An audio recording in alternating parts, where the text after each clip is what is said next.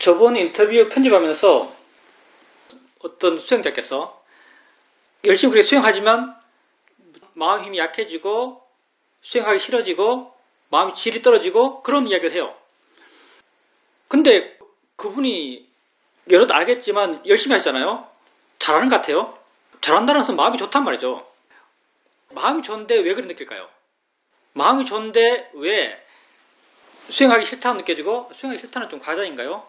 마음 질이 안 좋다고 느껴지고 좀 매너리즘에 빠진 것 같고 기운이 없는 것 같고 왜 이렇게 느낄까요?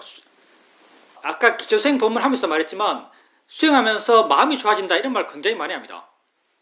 마음이 좋아진다. 이 수행하면 마음이 좋아진다. 여러분 다 이 수행하고 있는 분들이에요. 여러분 이 수행하면서 마음이 좋아진다고 느껴지나요? 진짜로요? 아니 객관적으로 말하지 마시고요. 옛날에 내가 이랬으니까 지금 내가 이렇다 이렇게 시기열적으로 말하지 마시고 지금 자기 마음 볼 때 내 마음이 좋은가? 이거 잘 안 알아질걸요. 언제나 이런 마음은 보통이에요. 우리가 기초수행법을 하면서 처음에는 마음이 둔해가지고 마음이 질적 수준이 낮았어. 대상들을 띄엄띄엄 알아갑니다. 이렇게 말해요. 그리고 좀 능숙해진다는 것은 사실은 마음이 좀 좋아지면 수동적으로 마음이 스스로 아는 대상을 부드럽게 이어가며 알아갈 수 있다고 말해요.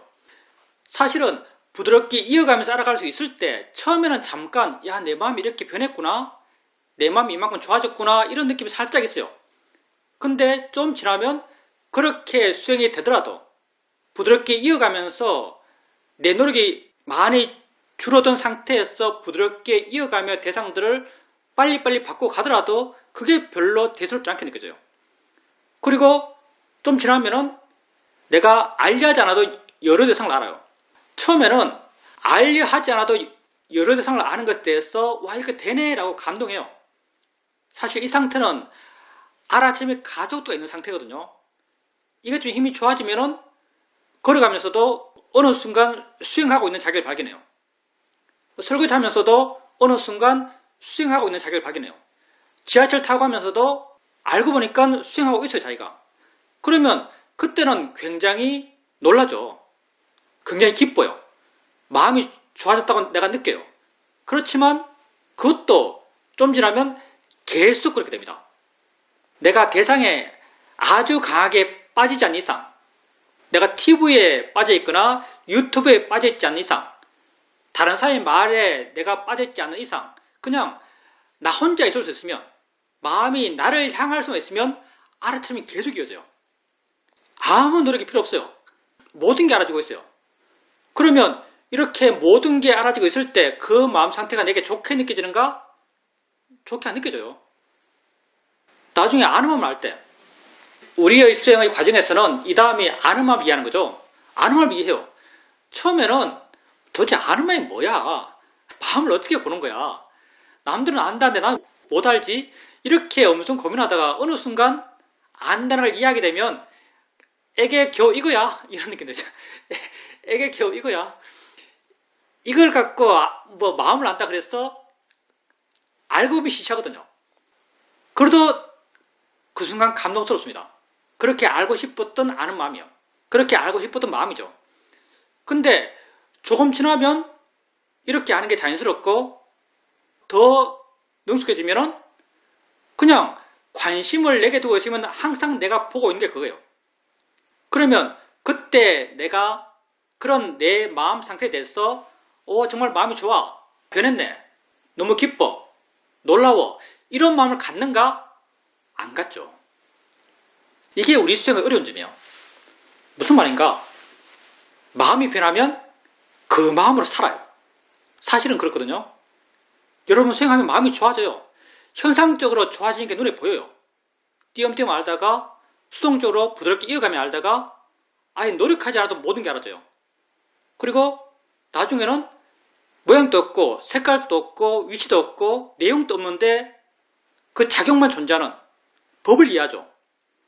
마음이 좋아져서 그렇죠. 마음이 미세해지고 날카로워져서 그래요. 근데 이렇게 마음이 미세해지고 날카로워져도 그때 마음을 좋다라고 놀랍다라고 감탄하면서 알잖아요. 왜? 그 마음으로 사니까. 그 마음으로 살기 때문에 그 마음이 평범해져요. 그래서 우리가 지혜의 명상을 한다 그러고, 지혜의 명상이 가는 길이 어떤 길이겠어요? 지혜의 명상은 욕심과 어리석음을 줄이는 길이에요. 우리는 우리 수행의 만약 경지를 표현한다면 좀 나눌 수는 있죠. 띄엄띄엄 알아가고, 수동적으로 부드럽게 이어가며 알아가고, 무의지적으로 알아가고, 실제로 법을 알아가고, 뭐 단계를 이야기한다면 이런 단계를 이야기할 수 있어요. 우리 수행은 그런 수행의 단계에 대해서 욕심이 안 나요. 왜? 지혜명상이니까. 욕심을 부릴 수가 없어요. 욕심을 부릴 수가 없기 때문에 내 마음이 좋아져도 그 좋아진 마음이 욕심의 대상이 안 되기 때문에 내게 너무나 평범해요. 이게 지혜명상의 특징 같은 건데, 이것의 반작용이 뭔가 다른 사람이 보기에는 저 사람이 마음이 엄청 좋은데 라고 느껴요. 항상 법을 보고 있으니까, 항상 아는 마음을 알고 있으니까, 마음이 좋기 때문에 그렇게 항상 법을 보죠. 붓다는 법을 보는 자가 곧 나를 본다고 말씀하셨어요. 그게 잘 안 되기 때문에, 그게 수행적으로 상당히 훌륭하기 때문에 이런 말을 할 거예요. 법을 보는 자가 곧 나를 본다. 근데 그렇게 법을 보는 사람이 제3자가 본다면 저 사람 참 마음 좋네, 지혜가 있네 이렇게 말할 거예요. 근데 그가 느끼기에는 마음이 안 좋네라고 느껴요. 물론 안 그럴 때도 있겠지만, 자주 그는 그 스스로를 수행이 안 되네, 마음이 안 좋네, 수행에 구멍이 많네 이렇게 느낍니다. 왜? 자기 마음 상태에 대해서 욕심이 없으니까.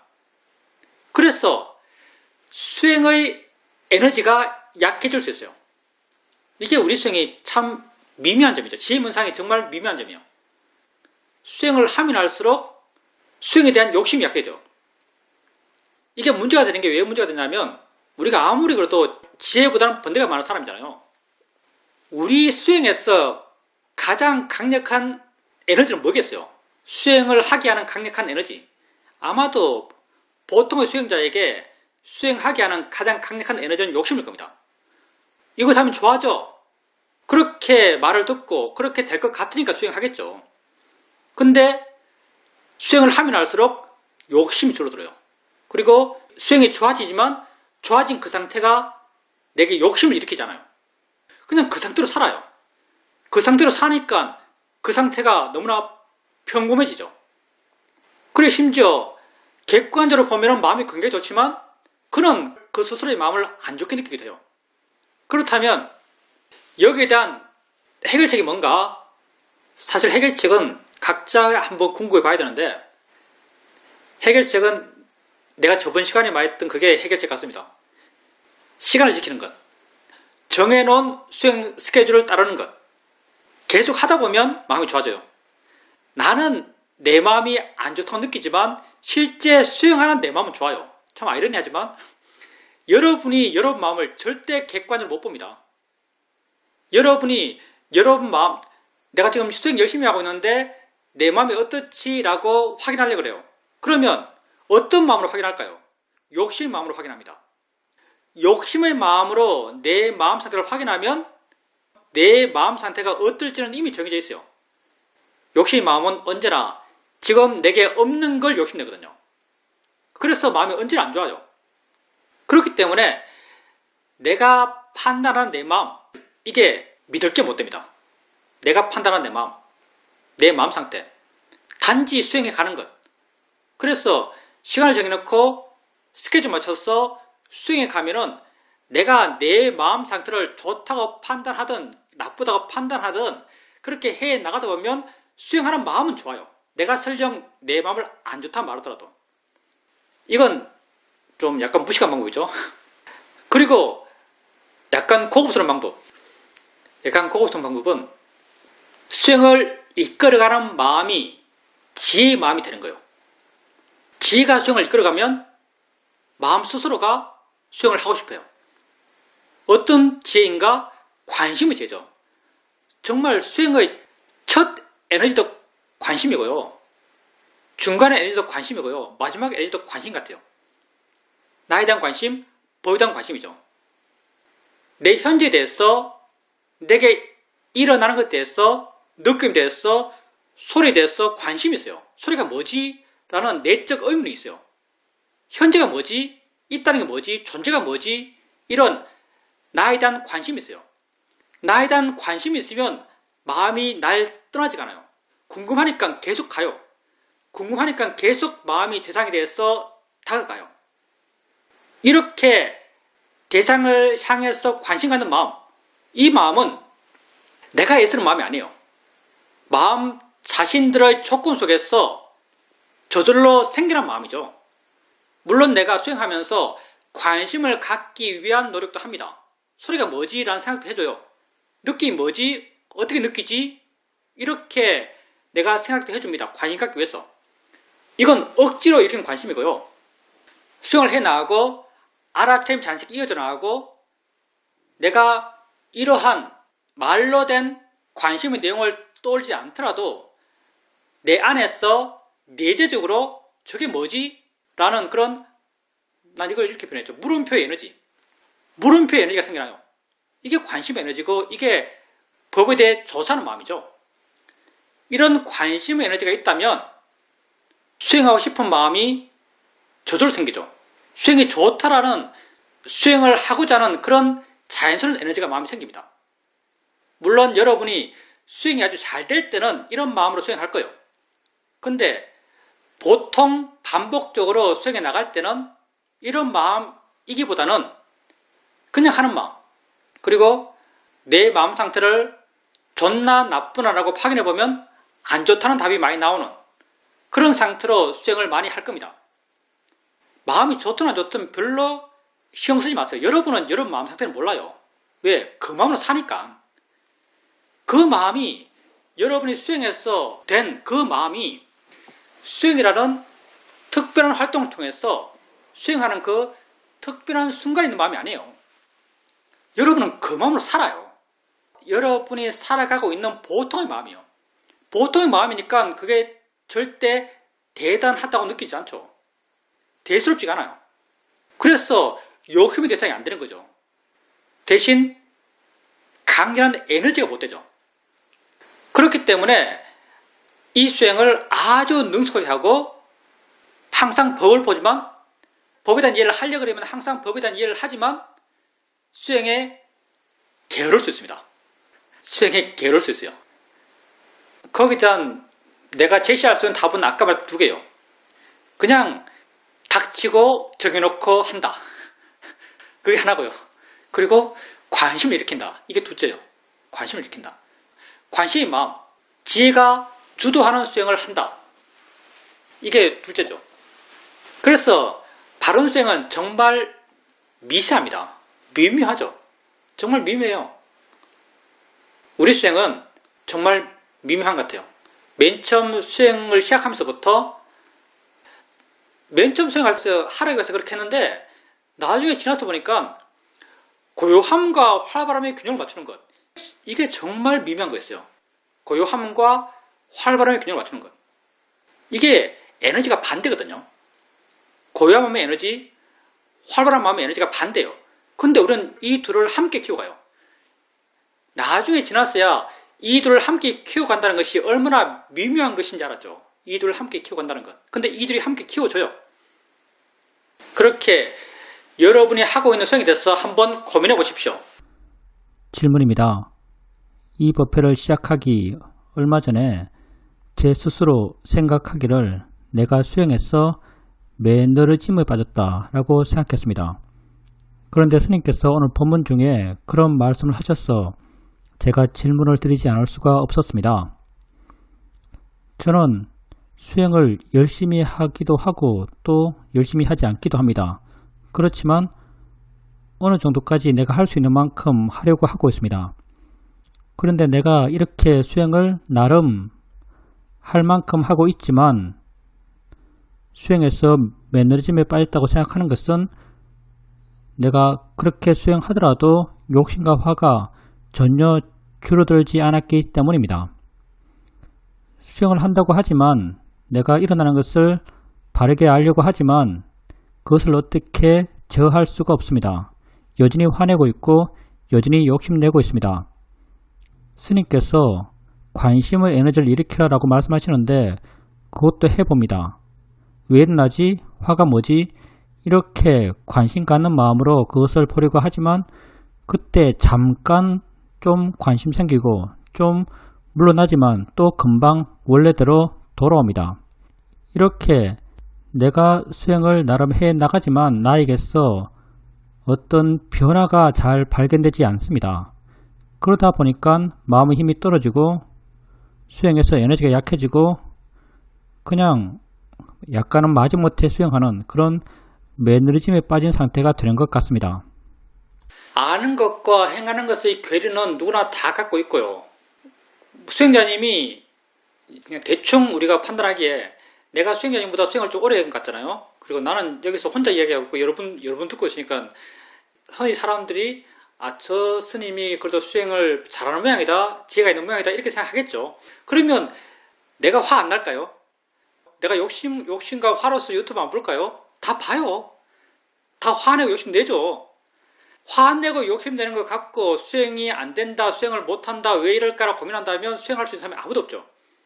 그러니까 내가 수행을 바르게 하고 있는가, 내 수행이 효과적인가, 그건 판단해 볼 수 있겠죠. 내 수행이 효과적인가, 효과적으로 내가 변하고 있는가, 그건 판단해 볼 수 있어요.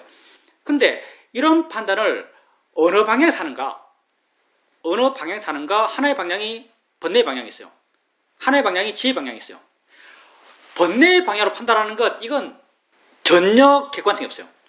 내가 화가 옛날보다 줄었는가? 이걸 어떻게 알아요? 상황이 다 다른데. 상황이 다 달라요. 그리고 화가 나는 것의 조건들은 굉장히 복잡할걸요. 내 마음 상태에 따라서 어떤 경험에서 화가 날 수도 있고, 똑같은 경험, 똑같은 강도이더라도 마음 상태에 따라서 똑같은 경험을 하더라도 화가 안 날 수도 있어요. 화나고 안 나고는요, 객관성이 전혀 없어요. 화의 방향으로 번뇌의 방향에서 내 수행을 보면 안 되고요. 지혜의 방향에서 내 수행을 판단해야 됩니다. 지혜의 방향에서 내 수행을 판단하는 게 어떤 건가? 화가 난다면 내가 화를 알고 마음이 화내는가? 마음이 화내나? 라고 물어봐요. 그리고 수행자님에게 마음에 대한 이해가 있다면 화내는 게 마음이다라고 이해한 느낌이 있어요. 그리고 화에 대해서 조금 객관적이 되는 물러나는 듯한 느낌이 있어요. 화에 대해서 이렇게 물러나는 듯한 느낌이 있다면 화와 수행자님의 동일시가 약한 거죠. 화와 나의 동일시가 약하다면요, 실제 화가 약한 거예요. 내가 화 자체를 보면서 이 화가 큰가 작은가 판단 못해요. 내가 판단할 수 있는 것은요, 내게 지혜가 있나 없나요? 이 화를 대상으로 이 대상을 내게 알아진 대상에 대해서 내게 지혜가 있나 없나 내가 확인할 수 있어요. 그래서 내게 지혜가 있다면 좋아졌구나, 이게 약해졌구나 라고 판단할 수 있어요. 그 자체를 갖고 약해진지 커졌는지 우리는 판단 못해요. 그것을 대상으로 내가 얼마나 이해하고 있는가, 얼마나 물러나 있는가, 얼마나 거리감이 있는가, 이건 우리에게 판단이 돼요. 그러니까 내게 지혜 있다면, 거리감이 느껴진다면 수행으로 좋아졌구나 라고 스스로 판단할 수 있습니다. 이런 입장에서 사이도가 이 말해요. 세상에 번뇌를 줄이는 수행은 없다. 세상에 오직 지혜를 키우는 수행만 있다. 표현은 엄청 멋있는데 설명 안 해줘요. 사이도가 이 말을 이렇게 합니다. 세상에 번뇌를 줄이는 수행은 없다. 오직 지혜를 키우는 수행만 있다. 그러니 수행자님이 번뇌 갖고 판단할 일이 아니에요. 이건 다 못해요. 나중에 안함 정도 되면은 번뇌가 있네, 아직 안 하면 안 됐네, 이렇게 판단할 수 있어요. 이 정도는 될 겁니다. 정말 많이 줄었을 때 번뇌가 있네, 안 하면 안 되는구나, 이렇게 판단할 수 있어요. 욕심이 있네, 화가 있네, 아직 안 하면 아니겠네, 이렇게 판단할 수 있어요. 근데 중생 입장에서 번뇌 갖고 우리 수행을 판단할 수 없습니다. 무수한 번뇌가 있고요. 우린 중생이잖아요. 중생이 왜 중생인가? 마음이 좋아진데도 한계가 없고 마음이 나빠지는데도 한계가 없는 사람이기 때문에 중생이에요. 그러니 번뇌 갖고 어떻게 내 수행을 판단하겠어요? 지 갖고 수행자님의 수행을 판단하세요. 이건 상당히 객관적인 판단이라고 할 수 있습니다. 질문입니다. 좌선을 하면서 한번 이런 의문이 들었습니다. 왜 알아야 하지? 라는 의문이 들었습니다. 좌선을 하는 과정에서 어떨 때는 마음이 아주 산뜻하게 깨어지면서 거리감 있게 일어나는 것을 알기도 하고 어떨 때는 마음이 맹해져서 둔해지기도 합니다. 이런 경험을 하면서 왜 알아야 하지? 라는 그런 대답에 대해서 알지 못하면 어리석어지는구나. 알지 못하면 마음이 멍해지는구나. 그래서 알아야 하는구나 라는 그런 답이 나왔습니다. 그런 이해를 갖고 일상의 삶을 살아가면서 수행했는데 수행해 나가는 과정에서 이렇게 보고 듣고 느끼고 생각하고 맛보고 냄새 맡는 것, 이게 내 세상의 모든 것이구나. 나는 이 모든 것들을 다 이 안에서 해 나가는구나. 내가 알아야 하는 것도 다 이 알머의 세상에서 일어나는 것들 뿐이구나 라는 것이 이해되었습니다. 그러면서 모든 일어나는 것이 지금 이 순간 현재에서 일어나고 있는 내 세상에서의 일이다라고 이해되었고, 내 세상에서의 모든 일들이 다 내게 알아지는 것이고 알아진 것을 대상으로 봐나가는 것이 내가 수행하는 것이다 라고 이해되었습니다. 내가 지금까지 살아왔던 내 밖에 실제 있다고 믿었던 그 세상이 실제로 상당히 가상적이었고, 그런 진실되지 않는 가상적 세상으로부터 자유로워지기 위해서는 바르게 알아야겠구나, 바른 이해를 해야겠구나 라는 것을 다시 한번 생각하게 되었습니다. 좌선하시다가 왜 알아야 되지? 이런 질문이 나죠. 사실은 이런 질문을 수행자님이 하지는 않았을 거고요. 마음에서 이런 질문이 자연스럽게 나왔을 겁니다. 그리고 마음에서 이런 질문이 자연스럽게 나온다는 것은 사실은 마음에 지혜가 있기 때문에 그렇죠.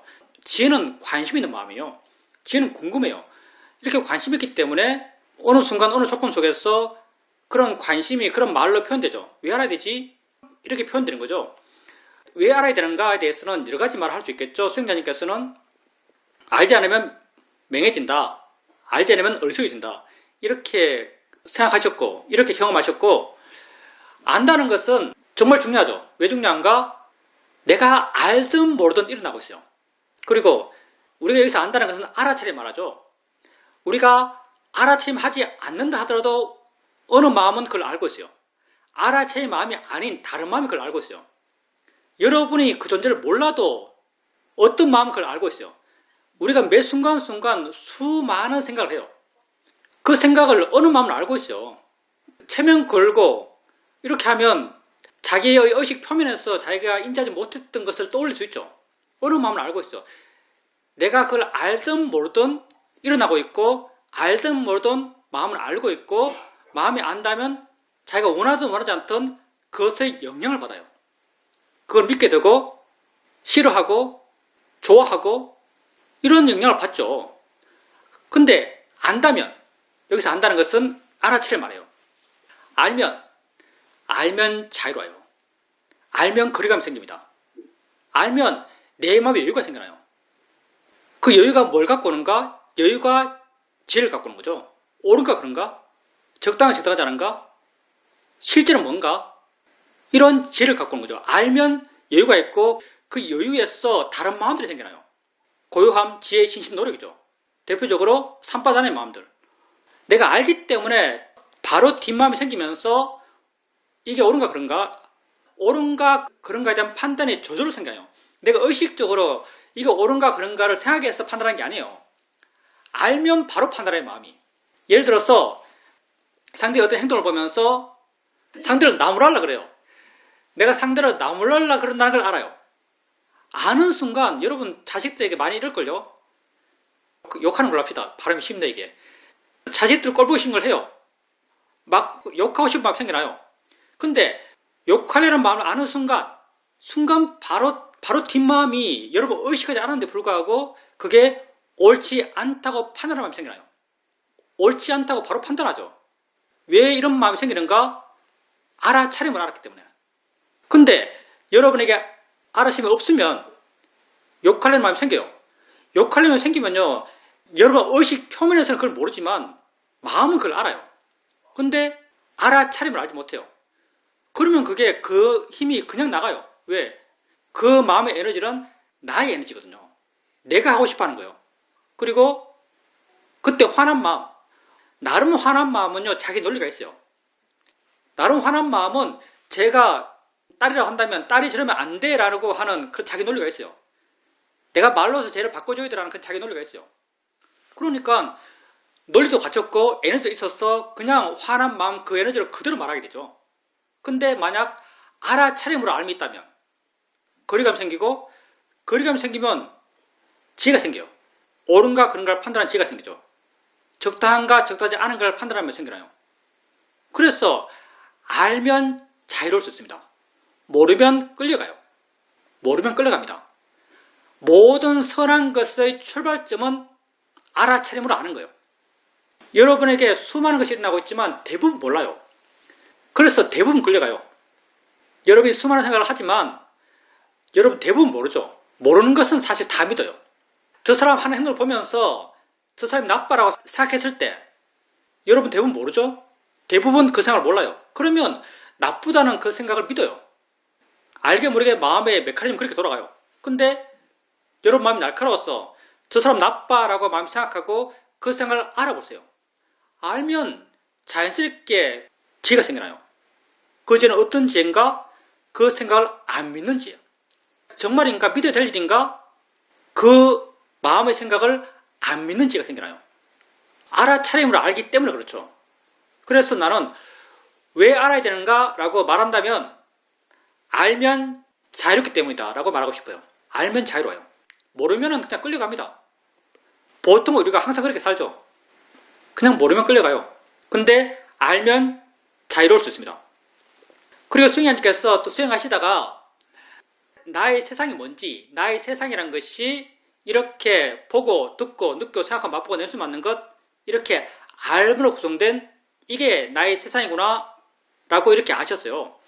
만약에 수행자님께서 생각이 아닌 통찰의 지혜로서 그렇게 아셨다면 사실은 그게 나의 세상이라는 게 안입이설신의 조합이라고 생각해요. 물론 이건 순전히 내 생각인데요. 이렇게 알았다면 약간 사회주의 같고요. 정말 통찰을 하면 봄은 봄대로, 느낌대로, 생각은 생각대로, 맛은 맛대로, 냄새는 냄새대로 이렇게 그것의 개별성, 독립성의 입장에서 그걸 이해했을 거예요. 만약 수행자님께서 이것 하나하나가 부속처럼 전체를 이루는, 내 의미가 통하는지 모르겠습니다. 이 6개 감각기관이 부속처럼 조합돼서 하나를 이룬다. 이게 나의 세상이구나. 이런 이해였다면 이건 내 입장에서는 이건 관념적 이해 같고요. 실제 일어나는 현재 경험을 직접적으로 통찰했다면요. 봄은 봄대로, 느낌대로, 생각대로, 맛은 맛대로, 냄새는 냄새대로 그것을 개별적으로 이해한다고 해야 될까요? 그걸 뭐라고 하지? 그것의 개별성을 이해했다 그럴까요? 그렇게 이해했다면 그건 통찰의 지혜가 아닐까라고 생각합니다. 왜냐하면 그것들의 조합이라는 것 자체가 관념이거든요. 그것들의 조합이라는 거 없어요. 그것들만 있을 뿐이에요. 그것들만 있을 뿐이지 그것들의 조합이라는 거 없어요. 우리가 표현으로 내 세상을 이야기하지만 설명상 나의 세상, 6가지 감각계의 일어남으로 이루어진 나의 세상, 18개의 세상 이렇게 말하지만 실제 법으로서는 그것들만 있어요. 그것들의 조합이라는 거 없어요. 그래서 법으로서 이해, 통찰의 이해라는 것은 내게 실제 하는 것에 대한 이해예요. 내게 실제 하는 것은 느낌과 소리와 생각과 맛과 냄새 그 각각이 있는 것이지 그것들의 조합이 있는 게 아니에요. 그리고 만약 그것들이 각각 있다라고 그렇게 통찰했다면 사실 이건 무화에 이해고요. 이렇게 이해했다면 수행자님이 자기를 아주 좀 신기하게 내지는 자기가 좀 이상하게 느껴질 겁니다. 내 존재가 좀 이상하네. 내가 이런 존재였어. 이런 자기에 대한 생소함이 느껴질 겁니다. 지혜로서 보게 되면 생소해요. 좀 이상하네 내가. 이런 느낌이 생깁니다. 그렇게 자기를 바라보고 자기를 이해 나가고 자기를 알아가는 거죠. 내가 어떤지 알아가는 거죠. 조합이라는 건 없어요. 그것들만 있을 뿐이에요. 사실은. 그렇게 계속 알아가시면 점점 더 자기에 대한 이해가 생길 겁니다. 결국 우리는 나를 이해하는 거예요. 그리고 내가 어떻다라고 말은 여러 말 할 수 있겠죠. 근데 진짜 이해하는 것은 내 스스로 내게 물었을 때 내가 뭐지? 내가 뭐지? 라고 내 스스로 내게 물었을 때 내게 난 뭔지 이해하고 있어 라는 그런 이해의 느낌이 있다면 난 그건 이해했기 때문에 그런 느낌이 있다고 생각합니다. 내가 뭐지? 라고 했을 때 말로야 책을 한 권 쓰겠죠. 근데 그게 아니고 진짜는 느낌이요. 내가 뭐지에 대한 답을 갖고 있는 듯한 느낌. 말로 설명하는 것보다 훨씬 더 진실한 나에 대한 이해를 스스로 확인하는 거죠. 우리가 수행한다는 것 자체가 나를 알아가는 것이고 나를 알아가게 되면 나에 대한 이해가 있을 수밖에 없는 것이고 나에 대한 이해가 쌓이고 가다 보면 어느 순간 내가 뭐지란 이해를 할 수밖에 없죠. 내가 뭐지란 이해를 할 수밖에 없어요. 그리고 내가 왜 있지란 이해도 할 수밖에 없는 것 같아요. 내가 왜 살지? 왜 살지란 이해도 할 수밖에 없는 것 같아요. 우리 왜 살까요? 인간이 왜 살까요? 저는 제 수준에서는 사는 것이 삶의 목적이다. 제 수준에서는 답이 이거예요. 사는 것이 삶의 목적이다. 존재가 존재의 목적이다. 말이 되는가 모르겠습니다. 난 그렇게 느껴요. 존재하는 것이 존재의 목적이다. 그렇게 나는 느낍니다. 내가 나를 지켜보고 나의 제한적 지혜 속에서 나를 이해했을 때 내 마음에서 나오는 나름의 결론은 존재하는 것이 존재의 목적이다. 이렇게 난 답을 마음이 내요. 하여튼 우리의 최후의 미스터리는 언제나 나 자신입니다. 내가 제일 신기한 거예요, 사실은. 하여튼 그렇게 자기에게 관심 갖고 자기를 계속 알아가십시오. 이해가 점점 깊어져 갈 겁니다. 질문입니다. 저는 아주 우연한 기회에 사당동에 수행을 하러 갔고 거기에서 내가 지금까지 불교를 접하면서 한 번도 들어보지 못한 내 삶의 문제를 해결하는 아주 다른 각도의 방법을 제시받으면서 신기했고 또 실천해 보니까 효과적이었고 해서 이 수행을 그때부터 꾸준히 하고 있습니다. 그런데 수행을 나름 하고는 있지만 내 마음이 좋아졌다, 수행을 통해서 내가 많이 변했다, 이런 느낌을 갖는 순간은 별로 많지 않습니다. 내가 아주 강하게 내 마음이 변했더라고 했던 그런 느낌을 가졌던 순간은 옛날에 한번 빨래를 널러 베란다로 나가는데 그 순간 내가 알아차림 있었고 알아차림 있는 순간 아, 내가 이런 존재구나, 내가 이렇구나 라는 알미 순간 확 생겼습니다. 그런 이해가 생겼을 때 마음의 느낌이 전혀 달라졌고 마음이 아주 시원하다, 그런 느낌이 있었습니다.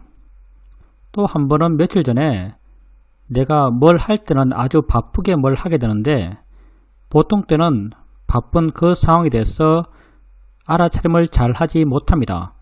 그런데 그날은 바쁘게 내가 뭘 하고 있을 때 순간 든 생각이 아, 이것들이 대상이구나, 대상으로 알면 되는구나 라고 생각되었습니다. 그렇게 생각되었을 때 또 마음이 확 변하면서 아주 시원해지는 그런 느낌이 들었습니다. 스님께 이런 느낌에 대해서 말씀드리면 스님께서는 이게 통찰지가 생긴 상황이다 라고 이렇게 말씀하십니다. 내가 드물게 이런 지혜를 체험하지만 일상에서 자주자주 이 상태가 되는 건 아닙니다. 그냥 그때 한번 마음이 그렇게 되었다가 또 얼마 지나면은 보통의 상태로 돌아옵니다. 그렇지만 수행을 해가면서 또 언제 그런 좋은 마음 상태가 될까란 기대감을 살짝 가지면서 오늘 또 수행하고 있습니다. 수행자님께서 말씀하신 두 가지 경우, 그게 다 지혜가 생겼을 때 마음이고요.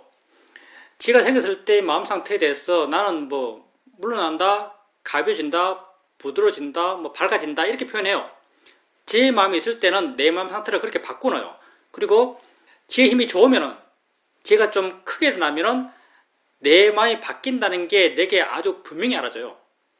그리고 대상이 되었던 나란 게 이런 것이구나라는 이해가 되었던 그 이해의 내용에 대해서 내가 완전히 아는 듯한 느낌 들어요. 내가 대상이 뭔가에 대해서 확실히 이해한 듯한 느낌 들어요. 그게 이제 지혜가 났을 때의 특징이죠. 근데 과거에 그렇게 지혜가 난 것을 지금 붙들고 있을 필요 없어요. 과거에는 과거의 조건 속에서 그렇게 생긴 거죠.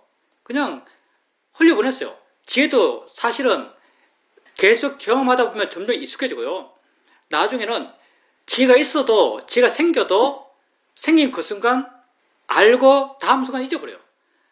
시험인에서 수행할 때 나중에는 계속 지혜가 잘 생겼었어요. 난 인터뷰에 목숨 건 사람이었으니까 지혜를 그렇게 많이 경험하다 보면은 이런 경우가 많아요. 좌선했는데 좌선 중간에 뭐이든 이가 생겼는데 그 일을 내가 생겼다고 알았고 안 순간 이거 인터뷰했겠구나라고 생각해요. 그리고 수행을 계속 하죠. 좌선 끝나고 일어나요. 좌선이 일어나면은 아까 내가 분명히 지혜가 생겼었는데 도대체 무슨 일을 했지 하면 기억이 안 나요. 그 아까운 게 기억이 안 나는 거예요. 인터뷰를 해야 되는데 왜 기억이 안 나는가? 나는 인터뷰 때문에 그걸 잡고 있었던 거지 마음은 그걸 별로 대수롭게 생각 안 해요. 그러니까 기억을 못하는 거죠. 우리가 화나고 욕심난 것에 대해서 수용해라, 받아들여라 이렇게 말해요. 마찬가지로 지혜나고 좋은 마음에 대해서도 수용하고 받아들이는 거예요. 별로 대수롭게 생각 안 하는 거죠. 그래서 수행을 하면 할수록 지혜에 대해서 익숙해지면 익숙해질수록 지혜가 있어도 그것을 그렇게 잡지 않습니다. 수행자님께서 과거에 그렇게 있었던 것, 좋은 수행적 경험을 지금 그걸 계속 잡고 있고 그때 그 경험을 다시 하기를 바라신다면 그건 그 바람이 수행자님 수행에 장애됩니다. 그때 그 순간 지혜가 있었어요. 그 순간 지혜가 있을 때는 수행자님 스스로가 마음이 좋아졌다라고 느끼고 수행적 좋은 결과가 있었다고 생각하시고 마음이 흐뭇해요. 보람을 느끼죠. 근데 왜 그렇게 느끼는가? 그때는 변화가 명확하기 때문에요. 여기 있는 마음이 이렇게 올라가요. 이렇게 변화가 명확하니까 수행자님에게 마음이 좋아졌다는 게 명확히 느껴져요. 근데 시간이 지나잖아요. 시간이 지나면 좀 약간 과장해서 말하면 시간이 지나면 수행자님은요 여기서 이렇게 올라간 마음이잖아요. 이 올라간 마음으로 살아요. 그냥 올라간 마음으로 살아요. 올라간 마음으로 살기 때문에 그 올라간 그 마음이 별로 대수롭지가 않습니다. 올라가 있는 그 마음이 좋은 마음이다라고 느껴지지가 않아요. 그냥 그 마음이에요. 그 마음 상태에서 과거에 그렇게 좋았던 수행 상태를 바라는 것은 사실은 어리석은 일이죠. 그리고 수행자님이 지금 마음 상태가 과거에 수행자님이 좋다고 생각했던 지혜 났던 그때의 마음 상태보다 더 좋을 수도 있습니다. 왜? 과거의 그 마음 상태는 끊임없이 아름답게 채색될 거니까. 욕심의 마음으로 끊임없이 아름답게 채색이 돼요. 그러니까 과거를 잡고 있을 필요가 없습니다. 수행자님은 오직 지금 충실하고 지금 해야 될 것을 바른 방향으로 수행해 나가시면 됩니다. 그리고 수행자님께서 그런 아주 구체적인 지혜의 체험을 하셨다면요. 이게 증명하는 게 뭔가 하면요. 수행자님께서 수행을 바르게 했단 말이에요. 지혜는 그냥 생기는 거예요. 수행자님이 그런 지혜가 생기도록 전혀 의도하지 않았어요. 지혜는 그냥 생기는 거예요. 근데 아무런 조건 없이 생기는 게 아니에요. 지혜는 다른 조건이 완벽해야만 생겨나요.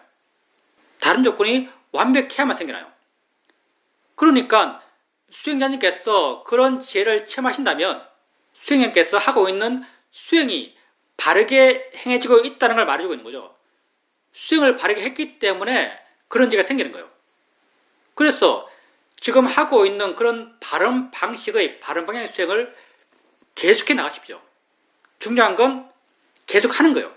그렇게 알아침이 이어지는 과정 속에서 내가 줄어들고 자연스러워지고 마음이 스스로의 조건 속에서 스스로 존재하고 그렇게 나가다 보면 수행자님께서 알든지 모르든지 지혜는 깊어져 갑니다. 그리고 수행을 해나갈 때 마음을 보는 게, 마음을 대상을 하는 것이 아주 귀한 일이다라고 이렇게 말씀하실 것 같은데, 우리가 가장 먼저 이해해 나가는 마음은 아는 마음이에요. 아는 마음은 대상과 함께 있는 마음이죠.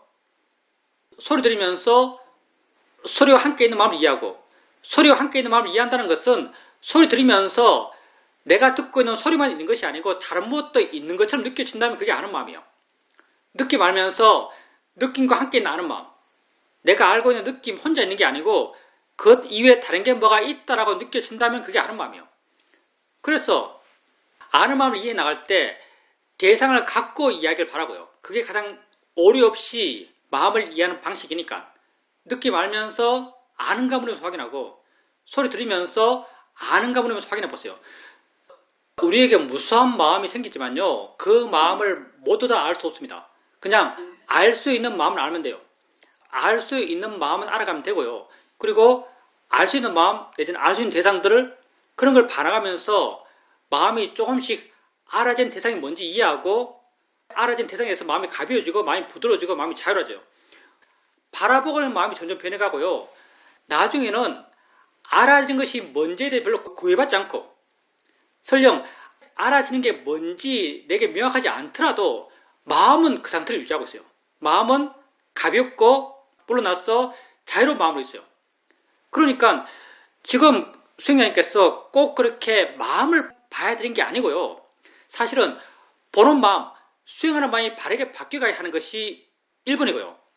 수행하는 마음이 바르게 바뀌어가기 위해서 그 대상이 꼭 마음이 될 필요도 없어요. 소리를 대상으로도 마음이 그렇게 변하고요. 느낌을 대상으로도 마음이 그렇게 변하고요. 생각을 대상으로도 마음이 그렇게 변해요. 그러니 알아지는 것이 뭐가 되었던 그걸 대상으로 바르게 수행한다면 수행하는 마음이 그렇게 변해요. 이렇게 변화된 마음이 점점 강해지고 점점 이 변화된 마음의 상태가 유지되고 그렇게 되어 나갔을 때 마음이 알아지는 모든 것에 대해서 물러나서 자유로운 마음으로 존재하고 있고 그랬을 때 그런 마음 상태가 쉽게 수행되는 게 알아져요. 그러니까 꼭 마음을 알아야겠다고 생각하지 마시고요. 알아진 것이 뭐가 되었든 그걸 대상으로 바르게 수행하면 충분합니다. 중요한 건 수행하는 마음이 바르게 변해가는 것이요.